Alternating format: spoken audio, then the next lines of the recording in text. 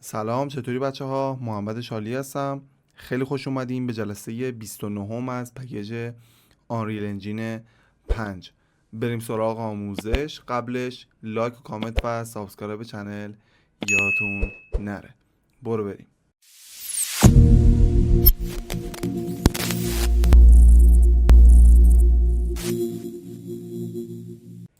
خب بچه ها، بعد از یه وقفه طولانی بالاخره آموزش رو شروع کردم. در واقع میخوام دیگه ادامه بدم و اینکه از تو میخوام که حتما حمایت بکنید و به من انرژی بدید که بتونم آموزش‌ها رو ضبط بکنم، چون واقعا اگر انرژی شما نباشه من اصلا نمیتونم ادامه بدم.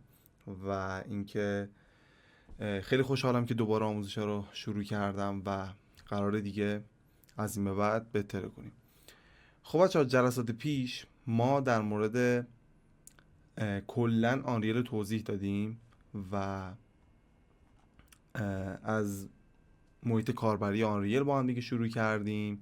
اومدیم نورپردازی با هم دیگه شروع کردیم از اینجا و ایمپورت و اکسپورت، و از این ور متریال کار کردیم. یه ورکشاپ با هم دیگه کار کردیم و نمونه کاراتون رو اینجا تحلیل کردم و از این ورم 2 ورکشاپ نورپردازی داشتیم که در واقع خیلی استقبال شد و بچه ها واقعا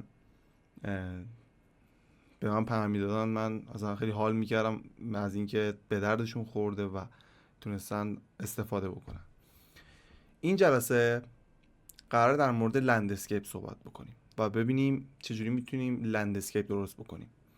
و چون تا الان ما نورپردازی و متریال و همه چی یاد گرفتیم و هر چیزی مربوط به ساختمون بود، یعنی منظورم اینه که هر چیزی مربوط به رندرهای تک شات بود، یعنی رندرهایی که تک فریمن رو یاد گرفتیم تو الان و خیلی راحته. یعنی راحت بود، راحت نبود، راحتش در واقع راحت کردیم که بچه ها بتونن کار کنن باش. این جلسه میخوایم سراغ لندسکیپ و ببینیم لندسکیپ رو چجوری میتونیم درست بکنیم، چون خب بخش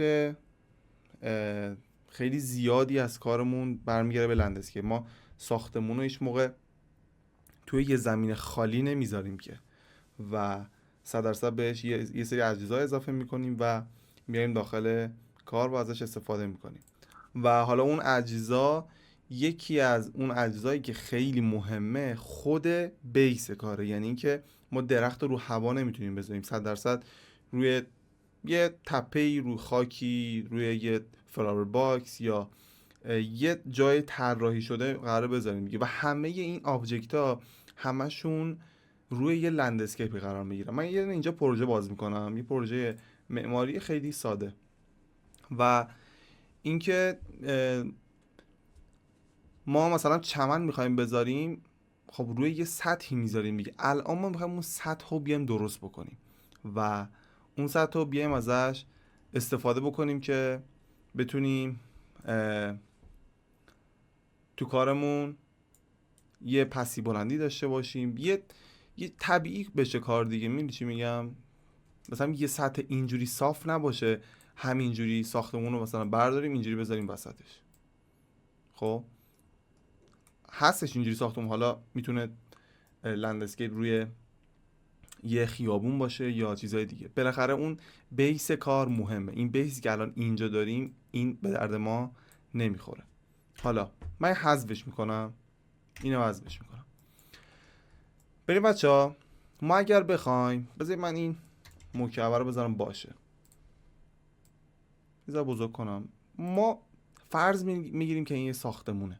خب نمیخوام الان فایل ایمپورت بکنم، شما مثلا بگید این الان فایل سه بعدی ما نداریم، ما نمیتونیم تمرین بکنیم. اصلا این مکعب رو بندازید اینجا و با من تمرین بکنید.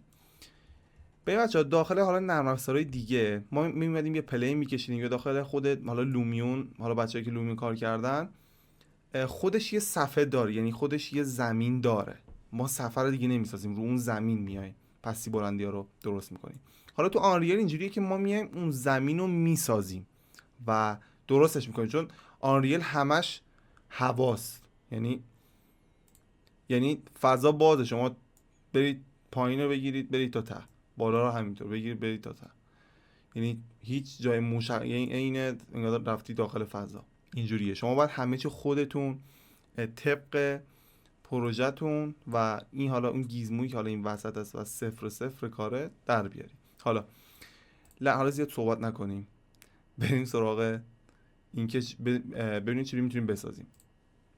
اینجا بچه‌ها میایم این لودش هم حتما بذار روی آنریل انجین 4 کلاسیک که این شکلی باشه آنریل انجینتون، اینا همه باشه. من این هر جلسه میگم. یه قسمت داریم اینجا مودای مختلف داریم. یه مود سلکشن داریم که عادیه، شما میتونید سلکت کنی آبجکت ها رو تکون بدید، و مودای دیگه فالیج داریم که حالا یه ذره تو ورکشاپ قبل کار کردیم باهاش، و مدلینگ داریم، نمیدونم مش پینت داریم و حالا انیمیشن، حالا چیزای دیگه. الان چیزی که میخوام کار کنیم لندسکیپه. میخوام لندسکیپ چیه. همین که لندسکیپ رو میزنم یه همچین صفحه‌ای به ما نشون میده. ببینید بذارید از دوربینو من بیشتر کنم، نکنه این یه همچین صفحه ما میده که حالا ما میتونیم این صفحه رو تکون بدیم. ببینید خودش گوشه رو 0 و 0 میذاریم، یه دو 0، یعنی دقیقاً رو نقطه 0 و 0 پروژه است و سعی کنید شما همیشه پروژهتون رو روی این نقطه بذارید، چون یه مبنایی که همه ازش استفاده میکنن. حالا همین که اینو میزنیم اینجا برامون یه تب باز میشه برای لندسکیپ. خود این تب چند تا تب داره که ما امروز این دو تا تب رو میگیم که ببینیم مثلا چجوری میتونیم حالا اون پس بلندی ها رو به وجود بیاریم. بریم بچه‌ها منیج چیزیه که شما میایید اون صفحه رو درست میکنید، بهش ابعاد میدید. ما نمیتونیم الان بیایم کل اینجا رو زمین کنیم و در واقع همش لندسکیپ باشه، خیلی سنگین میشه، اصلا سیستم ما نمیکشه و اصلا اشتباهه. ما نسبت به محدوده‌ای که داریم، مثلا ساختمونمون این وسطه، باید بیایم مثلا مثلا چه بگم، مثلا 1 کیلومتر تو شوهای 1 کیلومتری مثلا، حالا یا مثلا 500 متری 200 متری رو بیایم مدل بکنیم، حالا نسبت به اون حجم کارمون. اینجا موقعی که رو منیج میزنیم یه نیو داریم اینجا، نیو، و وقتی رو نیو میزنیم دو تا تب دیگه اینجا داریم. یه ایمپورته که بهتون میگم، ولی الان میخوایم روی این که بتونیم یه صفحه‌ای درست بکنیم میخوایم رو اون کار بکنیم. اینجا بچه‌ها لوکیشن ما میده و روتیشن، حالا میتونیم بچرخونیم به حالا جهات مختلف که حالا زیاد مهم نیست، یعنی به درد ما نمیخوره. لوکیشنش هم که اوکی، همین اسکیلش، حالا اسکیلش رو میتونیم کم و زیاد بکنیم که حالا از اینجا ما نمیخوایم حالا اینو درست بکنیم. نکته‌ای که هستش، یه اینجا داریم به نام سکشن سایز، میاد به ما این سایز لندسکیپ رو میگه آقا مثلا چقدره. میبینید الان ما اینقدر داریم. این 7x7 یعنی چی؟ یعنی 1 2 3 4 5 6 7. بذار ببینم 3 4 5 6 7. این 7x7 این مربع کوچیکه بچه‌ها، من اینو اشتباه کردم، اینو شمردم. ببینید 1 2 3 4 5 6 7 تا. خب این به ما ابعاد داخل این مربع رو میگه. حالا این خود این مربع کجاست؟ اینجاست. خب مثلا الان من اینو بذارم مثلا 16، ببینید به این مربع بزرگ اضافه شد. اینم بذارم مثلا 10، به این مربع بزرگ اضافه شد، به داخل اینا اضافه نشده. اگر میخوایم داخل اینا اضافه بشه میتونیم بذاریم مثلا رو 31. خود اینم بزرگ میشه، یعنی اینا ریزتره و در واقع صفحات بیشتری میتونیم داشته باشیم که حالا اونقدر زیاد مهم هست، ولی خب تو کار معماری خیلی زیاد مهم نیست، چون لندسکیپ های ما کلا کوچیکه. اینو معمولا اگر نسبت به پروژه مثلا 20x20 بذاریم خوبه، و اینم معمولا رو همین باشه، بیشتر باشه واقعا فشار میاره به سیستم. و این 2x2 هم میاد به ما، ببینید بچه‌ها نکنید داخل اینا رو میبینید یه خط دیگه هم هست، داخل مربع یه خط سبز کمرنگ دیگه هم هست. نگاه کنید الان بزنم این میره، ببینید دیگه اونا نیست، فقط مربع، یه مربع داخلش. خب اینو من بزنم یه مربع، یه 4 تا مربع داخلش و داخل این 4 تا ببینید ایناش، داخل این 4 تا دوباره یه مربع دیگه است که معمولا حالا روی این گزینه میشه گذاشت، مثلا اینو بزنیم 10، اینو بزنیم 10، یه همچین چیزی. خب حالا این گزینه دیگه هم بچه‌ها اینا دیگه اصلا زیاد دیگه باش کار نکنید، چون حالا این ابعاد اینو میبره بالا دیگه. شما اینو ببرید بالا، این دیگه ضرب در این میشه و میبره بالاتر. این همون 10 من میذارم، با این دیگه کار نداریم. حالا اینجا ما میگه که آقا این لندسکیپی که میخوای بسازی یه متریال باید بگیره. چه متریالی بهش میخوای بدی؟ من میگم مثلا یه متریال هم حالا میخوام بگیره دیگه، حالا فرق نمیکنه، حالا حتما نباید متریال بدید بهش بچه‌ها، یا اصلا مهم نیست، بعدا هم میشه متریال داد. اینجا حالا میتونید بهش متریال بدید. نکنید اگه من اینو با این کرییتو بزنم، نکنید این ساخته میشه. خب حالا کنترل زد میزنم، حالا میام اینجا بهش یه متریال همین صورتی بهش میدم، نکنید صورتی شد، یعنی یه متریال گرفت که حالا من فعلا متریال بهش نمیدم و میزنم همین صفحه رو برای من بسازه. فکر کنیم حالا ساختمون ما اینجاست، حالا میخوام این صفحه رو بسازه. حالا ساختمون حالا اینجاست، شما میتونید همین رو بگیرید یه ذره بالا پایین کنید، نکنید اینو مثلا بیاد روی این رو صفحتون میتونید بیارید. اون دیگه همش بستگی به خودتون داره. حالا بعدا هم میشه این درست کرد. ببینید یه همچین چیزی، یه صفحه خیلی صافه ما داد. حالا من این پست پارسه از داخلش حذف کنم. ببین بچه‌ها الان من این پست پارسه نمیتونم حذف بکنم، باید بیام رو سلکشن اینو بگیرم حذفش کنم. حالا ساختمون اصلا میتونیم بریم داخل این به عنوان مثال. حالا لندسکیپ، حالا با این قسمت منیج دیگه ما کار نداریم، اصلا هیچ کار دیگه ای نداریم باش. میتونیم بیایم قسمت اسکالپ، ادیت هایی که مربوط به این لندسکیپ رو انجام بدیم. حالا این اسکالپ اولیه برای ما چیکار میکنه؟ عین نرم افزارهای دیگه، دقیقاً عین نرم افزار دیگه که اولین گزینه‌شون همینه، میاد برای ما پسی بلندی ایجاد میکنه. ببین بچه‌ها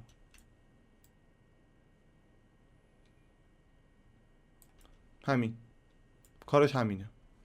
حالا این اسکالپی که اینجا داریم چه پارامترهای دیگه داره؟ حالا میخوام اندازه‌هاشو کم بکنیم، زیاد بکنیم، شکلش تغییر بدیم.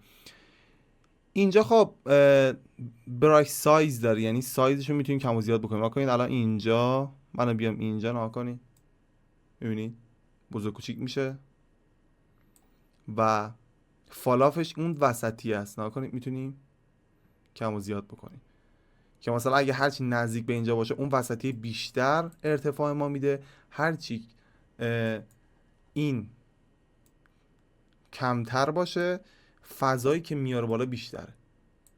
ببینید این اینجوری آورد بالا، این اینجوری آورد بالا. خب حالا این شکستگی هایی که حالا داخلش هستشون رو باید اصلاح بکنیم و این قسمت هم برای شدت اون بالا اومدگی حالا اون تپه‌ای که داریمه. یعنی اگر من اینو زیاد بکنم ببینید یه دفعه‌ای میاد بالا، کم بکنم خیلی آروم آروم میاد بالا، میبینید به این صورت. حالا معمولا همون 3 دهم میذاریم باشه، حالا اصلا کار نداریم ما. خب با این قسمت پایین دیگه فعلا کار نداریم بچه‌ها، چون به درد ما نمیخوره. این قسمت براش تایپ برای ما چی کار میکنه؟ براش تایپ میاد برای ما به عنوان یه سمپل، یه سمپلی استفاده میکنه که اون حالا کوها و حالا هر چیزی داریم و میاد و مدل میکنه برامون. نکنید الان این برای ما چیکار میکنه؟ اون جاهایی که سفیده اون تپه های ما رو میاره بالا، اون جایی که مشکیه نمیاره بالا. یعنی الان اون جایی که الان سفیده اون جایی که میاد بالا یعنی تپه های ماست. میبینید سفیدا اینجا، میبینید به این صورت الان اومد بالا. حالا نزدیک میشیم یا کامل تر میشه. میبینید من اینو بذارم روی های میذارم که یکم سرعت کار بره بالاتر. ببینید به این صورت. یا این دقیقا همون مربع برده بالا، چون نمیخواد بیشتر گرافیک استفاده نکنید، از اون کیفیتش یکم کم میکنه و این نزدیک میشیم همه چی اوکیه و نکنید میاره بالا. حالا میتونیم همین تغییرش بدیم. میگم آقا مثلا این الان کجاست؟ اینجاست. مثلا اینو ببینید اون جایی که سفیده الان میندازم اینجا، اون جاهایی که سفیده میاد بالا، اونجا که مشکی برای ما نمیاد بالا و بین اینم مثلا یه جایی میاد بالا، از یعنی از زیاد به کم هی کمتر میشه. یعنی اینجا میاد بالا ولی نسبت به سفید کمتره. ببینید اینجا رو، این گوشه هاش خیلی بیشتر داره میاد بالا. نکنید ببینید چه شد، یه همچین چیزی. حالا من اینو رو همین میذارم. اینا رو داخل فتوشاپ هم بچه‌ها میتونید درست بکنید. یعنی داخل فتوشاپ رو هم میتونید درست بکنید و بیایید داخل کار. نکنید بچه‌ها الان داخل فتوشاپ من مثلا میام یه براش برمی‌دارم، اینو رنگش میذارم مشکی و میام اینجا یه دونه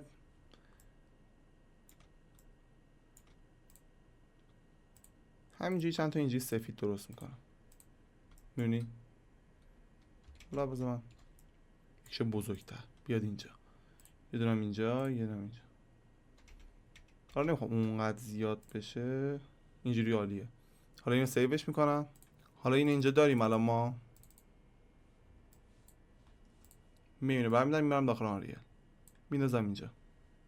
ببینید الان برای ما اینجا اضافه شد. اینو برمیدارم میندازم اینجا. نکنید الان ما اون جاهایی که سفیده میاد بالا، ببینید دیدید دقیقا همین کارو میکنه.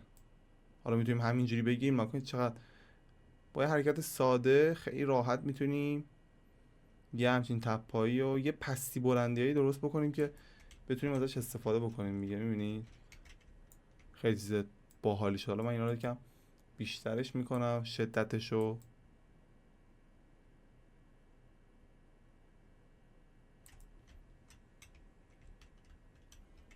عالی شد. بازم بیشتر میکنم شدتشو به این صورت.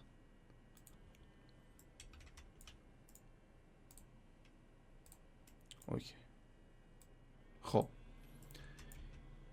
این قسمتم بذار من اینو حذفش بکنم بیارم رو همین بذاریم باشه فعلا که داشته باشیمش. خب حالا این قسمت میاد برای ما اون براشو یکم دورشو محو‌تر میکنه. یعنی از این استفاده میکنه ها. ببینید از این تکسچر استفاده میکنه. ها کنید شکلش روی این، ببینید میبینید حالت اون دایره شکل داره ولی این حالت همون مربع شکل داره که به این صورت میتونه در واقع مثل اوپاسیتی، مثل چی بگم، اون محدوده اون دایره شکل خودشو داره و از اون استفاده میکنه. حالا با این قسمت ها بچه ها دیگه کار نداریم. حالا اون تکسچر رو میتونیم بچرخونیم ازش استفاده بکنیم. اینا دیگه بستگی به کار خودمون داره. و این قسمت هم قسمت فالافه که میتونیم بیایم اینا رو بیاریم و با شکل‌های حالا مختلف این توپوگرافی رو بیایم و درستش بکنیم. نکنیم اینا دیگه خیلی میره دیگه توی جزئیات کار. این قسمت که میخوام ازش استفاده بکنیم مربوط به اینه که میتونیم پاک کنیم بچه ها.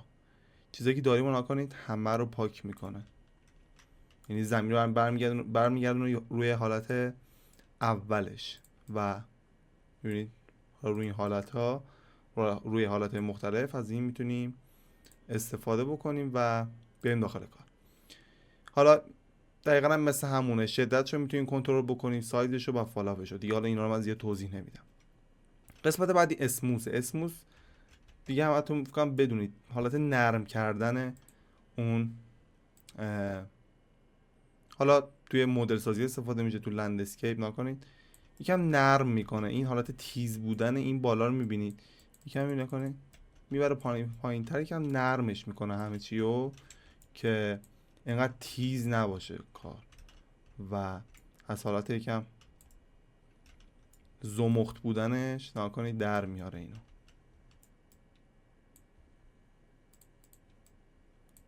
بازم اینا برای خودش تایپ های مختلف داره. یه قسمت دیگه هست به نام فلتن که کامل صاف میکنه. ببینید این صاف بودن به چی بستگی داره نکنید، میبینید یکم بیشتر میکنم. این صاف بودن بچه‌ها به این بستگی داره که شما کجا کلیک میکنید. اگه من الان روی این الان اون گیزمویی که موسمن هست رو میبینید، اگه من الان اینجا کلیک بکنم دقیقا رو همین از اینجا شروع میکنه صاف میکنه نکنید، دیدید اون صحنه برای ما در واقع صفحه‌ای که داریم صاف شد. اگه من از اینجا شروع بکنم اینجا رو صاف میکنه، اینجا اصلا صاف هست. مثلا ما از وسط این شروع بکنم از اینجا نکنید دقیقا اونجاست. مثل این میمونه که شما الان بخواید یه راه ماشین رو درست بکنید که اینجا بیاد و بخوره به پروژه‌تون. خیلی چیز خیلی جالب و باحالیه. حالا قسمت بعدی هم داریم اینجا که رمپه که شما میتونید بیا رمپ بزنید. مثلا من میخوام از اینجا یه راه بزنم که رمپ بیاد اینجا، اینو روش کلیک میکنم و کلیک راست رو ول نمیکنم و میکشم میارم اینجا. ببینید حالا میتونم تنظیمش بکنم، میگه آقا از اینجا میتونی رمپ بزنی بیاد اینجا، میگه نه یکم بیاد جلوتر، اینا هم یکم مثلا بری اینجا بیاد اینجا. اد رمپ رو بزنم یه رمپ برای من نکنید از این وسط یه رمپ زدش و کار ما رو در واقع درست کرد. حالا این رمپ رو حالا میتونیم تو جهات مختلف بازم تنظیمش بکنیم و ازش استفاده بکنیم نکنید. میتونیم تغییرش بدیم، میتونیم مثلا بریم بالاتر، اد رمپ رو میزنیم نکنید خیلی راحت میتونیم مثل شهر بازی مثل چیز شد پرش موتور مثلا. حالا رمپ های مختلف هم میشه اضافه کرد، مثلا یه دونه از اینجا حالا میریم بالا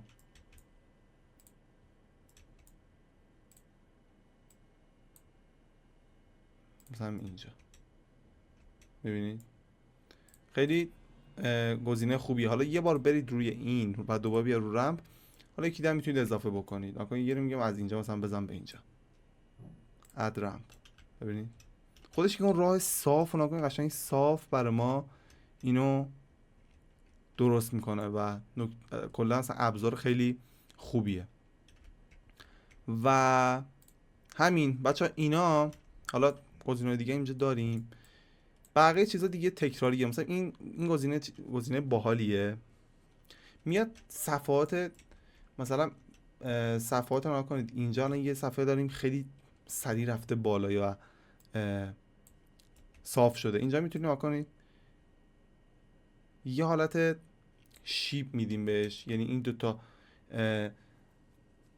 در واقع این تپه ها و حالا کوه ها یا جاده رو وصل میکنه، یه حالت سراشیبی میده، انگار مثلا دیدید وسط یه کوه برش میدن و که حالا وسط جاده بزنن، این کنارها حالت زوزنقه داره یا حالت مثلثی داره که حالا به صورت عمودی نیست چون میریزه دیگه، حالت شیبدار داره که خب اون خاک یه موقع مثلا سرازیر نکنه بیاد پایین. اینم دقیقاً مثل همونه نکنید یه شیب به این طرف میده نکنید. الان کنید اینجا رو که به نظر من گزینه خوبیه و میبینید خیلی راحت میتونیم ازش استفاده بکنیم. و این گزینه دیگه بچه‌ها دیگه همه دیگه ریزه‌کاریه. میبینید اینا میاد صاف میکنه. مثلا یه جایی بخوایم ببینید یه گودال درست بکنیم، مثلا آب بارون برف بره داخلش، خوش اتوماتیک میاد اینجا و حالا اون گودالا رو میاد درست میکنه. یکم نامنظم گونه میاد کار میکنه و به نظر من اینم خوبه. یه قسمت هم داریم به نام نویز که اسمش روشه دیگه، یه حالت نویز مانند حالا مینداره رو صحنه که از اون حالت یه دست بودن و صاف بودن در بیاد، چون ما لندسکیپی کلا نداریم که خیلی حالا صاف باشه و مگه اینکه کلا بخوایم لندسکیپی داشته باشیم که طراحی بشه. و همین با این گزینه دیگه بچه کار نداریم، این دیگه همش دیگه حالا میره تو جزئیات. و حالا گزینه میرور داریم، حالا میتونیم همین لندسکیپ رو مثلا میرور کنیم اونور. ببینید اینجا میگه مثلا اونور برای من میرور کن.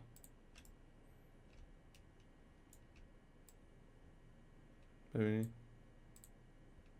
اینور میرور کردم برای ما. یه کوچولو اینجا استفاده میشه ولی اونقدر نه. من خودم زیاد استفاده نکردم واسه چه بخواید. نکنید هی میتونید اضافه بکنید به این و ازش استفاده کنید. بذارید من اینو بیارم اینور. نکنید اینور رو دقیقاً شبیه اینور کرد. خیلی زیاد استفاده نمیشه. کلا تو طبیعت خیلی کم داریم که چیزی میرور شده، یعنی عیناً آینه شده باشه این، یعنی به سمت اینور. مثلا تو حتی توی صورت انسان هم اتفاق نیفتاده که دقیقاً سمت راست صورت عین سمت چپ باشه. پس از این گزینه هم زیاد استفاده نمی کنیم و به نظر من زیاد جالب نیست. حالا بچه‌ها این گزینه بالا رو من گفتم و فقط لندسکیپ بچه‌ها در همین حد بدونید کافیه، یعنی لندسکیپی که خودتون بخواید بسازید. اما جلسه بعد من بهتون یه روشی رو میگم که لازم نیست بیاید لندسکیپتون رو به این صورت بیاید کوه درست بکنید، نمیدونم راه برای آب درست بکنید، نمیدونم اون حالت طبیعیشو نداره. الان شما هر چقدر وقت بذارید روی این نمیتونید یه کوهی در بیاری که یا یه تپه‌ای در بیارید که واقعی باشه. شما نمیتونید همینجوری مثلا اینو بگیرید اینجا این اینجوری بیاری بالا شبیه مثلا یه تپه‌ای چیزی بشه. خیلی بر روش کار بکنید. برای همین من جلسه بعد یه گزینه‌ای بهتون میگم که فوق‌العاده به دردتون میخوره و میتونید استفاده بکنید ازش. حالا این میتونیم لندسکیپ کلا هایدش بکنید، میبینید، و میتونید ازش استفاده بکنید توی کارتون که به صورت آماده اون ویلا یا اون خونه هر جایی که هستش اون لندسکیپ شما رو میریم داخل یه وبسایت و پیداش میکنیم و اون لوکیشن کلا لندسکیپش رو میسازیم و میشینیم روی اون لندسکیپ کار میکنیم. با همین ابزاری که یاد گرفتیم میشینیم روی اون لندسکیپ کار میکنیم و اون ادیت میکنیم. با این روش که الان گفتم فقط در حد اینه که آشنا بشید با ابزارا و بتونید ازش استفاده بکنید و یاد بگیرید و همین. پس تا جلسه بعد میبینمتون و حتما بچه‌ها ویدیو لایک بکنید، سابسکرایب بکنید چنل رو و کامنت بذارید و همین. خدا نگهدار شما.